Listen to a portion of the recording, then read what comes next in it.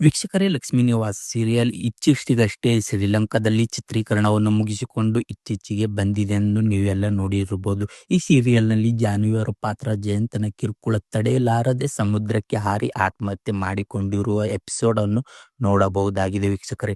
ಈಗ ಇದರ ಬೆನ್ನಲ್ಲೇ ಲಕ್ಷ್ಮೀ ನಿವಾಸ ಸೀರಿಯಲ್ ಅದೇ ಜಾನ್ವಿಯವರು ಪಾತ್ರ ಮಾಡುತ್ತಿರುವ ನಟಿ ಚಂದನ ಅನಂತ ಕೃಷ್ಣ ಅವರು ಈ ಸೀರಿಯಲ್ ಅನ್ನು ಬಿಡ್ತಿದ್ದಾರೆ ಎನ್ನುವ ಸುದ್ದಿಗಳು ನಮಗೆ ಕೇಳಿ ಬರ್ತಿವೆ.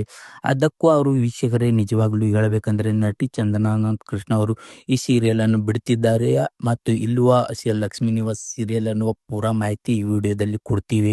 ಸೊ ಅದಕ್ಕಿಂತ ಮುಂಚೆ ನೀವು ಇನ್ನು ನಮ್ಮ ಚಾನೆಲ್ನ ಸಬ್ಸ್ಕ್ರೈಬ್ ಮಾಡ್ಕೊಂಡಿಲ್ಲ ಅಂದರೆ ಸಬ್ಸ್ಕ್ರೈಬ್ ಮಾಡ್ಕೊಳ್ಳಿ, ಬೆಲ್ಲೈಕನ್ ಅನ್ನು ಟ್ಯಾಪ್ ಮಾಡಿ ಇಟ್ಕೊಳ್ಳಿ ವೀಕ್ಷಕರೇ. ಏಕೆಂದರೆ ಇನ್ನಿತರ ವಿಡಿಯೋಗಳು ನಿಮಗೆ ಬರ್ತಾ ಇರುತ್ತೆ ವೀಕ್ಷಕರೇ. ಲಕ್ಷ್ಮೀ ನಿವಾಸ ಸೀರಿಯಲ್ನ ಜಾನ್ವಿ ಅವರು ಇವಾಗಲೇ ದಾಂಪತ್ಯ ಜೀವನಕ್ಕೆ, ಚಂದನ ಅನಂತ ಕೃಷ್ಣ ಅವರು ಇವಾಗಲೇ ದಾಂಪತ್ಯ ಜೀವನಕ್ಕೆ ಕಾಲಿಟ್ಟು ಮದುವೆ ಆಗಿ ನಂತರ ಈ ಸೀರಿಯಲ್ನಲ್ಲಿ ಜಾಹ್ನವಿ ಅವರ ಪಾತ್ರ ಮುಂದುವರೆಸಿಕೊಂಡು ಬಂದಿದ್ದಾರೆ ವೀಕ್ಷಕರೇ. ಆದರೆ ನೀವೆಲ್ಲ ನೋಡಿರ್ಬೋದು, ನಟಿ ಚಂದನ ಅನಂತ ಕೃಷ್ಣ ಅವರು ಲಕ್ಷ್ಮೀ ನಿವಾಸ ಸೀರಿಯಲ್ ಅನ್ನು ಬಿಡ್ತಿದ್ದಾರೆ ಎನ್ನುವ ಕಾರಣದಿಂದಲೇ ಜಾಹ್ನವಿ ಪಾತ್ರ ಆತ್ಮಹತ್ಯೆ ಮಾಡಿಕೊಳ್ಳುವುದು ಸ್ಟೋರಿಯನ್ನು ಮಾಡಿದ್ದಾರೆ ಅಂತ ನಿಮಗೆಲ್ಲ ಗೊತ್ತಾಗಿದೆ. ಸೊ ಅದು ಏನಿಲ್ಲ ವೀಕ್ಷಕರೇ, ಅವರೇ ಒಂದು ಕನ್ನಡ ಮಿರರ್ ಅನ್ನುವ ಪತ್ರದಲ್ಲಿ ಹೇಳಿಕೊಟ್ಟಿದ್ದಾರೆ.